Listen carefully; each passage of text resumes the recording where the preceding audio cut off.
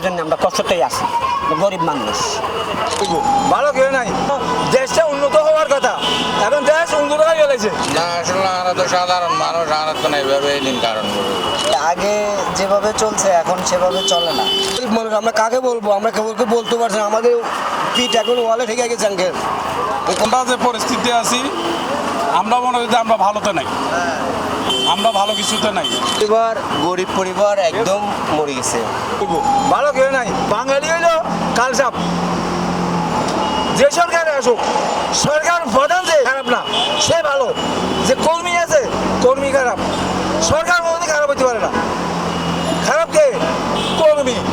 কর্মীর কারণে আজকে শেখ হাসিনা দিয়েছে, তার নেতার করে মন্ত্রী করে সে কি দিছে, ক্ষমতা দিছে। বর্তমানে এইভাবে চলতে আছে। যে আসুক দেশের পতন থাকবেই। দেশটা উন্নত হওয়ার কথা, এখন দেশ উন্নত হয়ে গেছে, উন্নতের ভিতরে ঘুরি ঘুরি খাই গেছে। এই আর কি বলবো, ইন্দুরগুলো দুটিঙ্গা ভালো না, আমরা দেখতেছি ভালো না। তখন চিন্তা করছিলাম যে নতুন একটা সরকার আসলে দেশের পরিস্থিতিটা ভালো হবে, দেশের যে ঋণগুলো আছে এগুলো ক্লিয়ার হয়ে যাবে, যে গরিব মানুষগুলো আছে এরা সুখে শান্তিতে বসবাস করতে পারবে, মালামালের দাম কত কমে যাবে, এসব চিন্তা ভাবনা করছিলাম। কিন্তু নতুন সরকার আসার পর আরও বৃদ্ধি পেয়েছে, এগুলো ঋণগুলো আরও বাড়ছে। ভবিষ্যতে ভালো কিছু দেখতেছি না, যে সরকার আছে ভবিষ্যতে এটাও পতন হইতে পারে। না। আসলে আমরা তো সাধারণ মানুষ, আমরা তো এইভাবে দিন কারণ ওই ভালো খারাপ তো বুঝানো দরকার এরকম আর কি।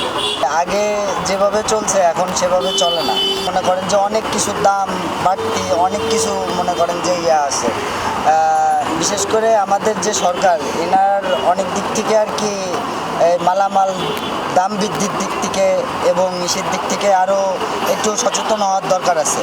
এটা দিকে আগাচ্ছে না, না না না, ভালো কিছুর ভিতর দিয়ে দেখতেছে না। গরিব মানুষ আমরা কাকে বলবো, আমরা কেবলকে বলতে পারছি না, আমাদের পিঠ এখন ওয়ালে ঠেকে গেছে, বলার কিছুই নেই। দেশ কি হবে না হবে, যারা দেশের নেতৃত্ব দেয়, দেশ পরিচালনা করে, তারাই বলতে পারে যে দেশ কি হবে। আমরা কি বলবো, সব আমাদের বলার কিছু নেই।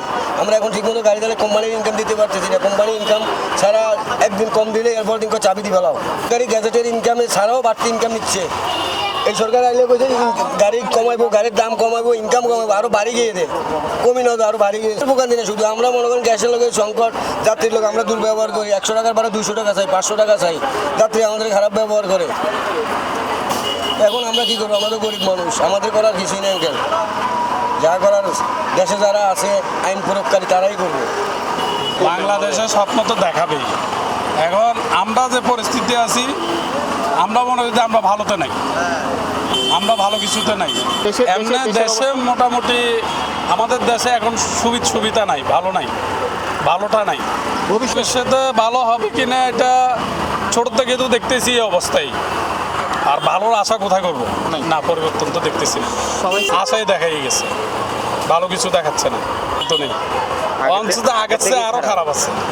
পরিবার গরিব পরিবার একদম মরে গেছে।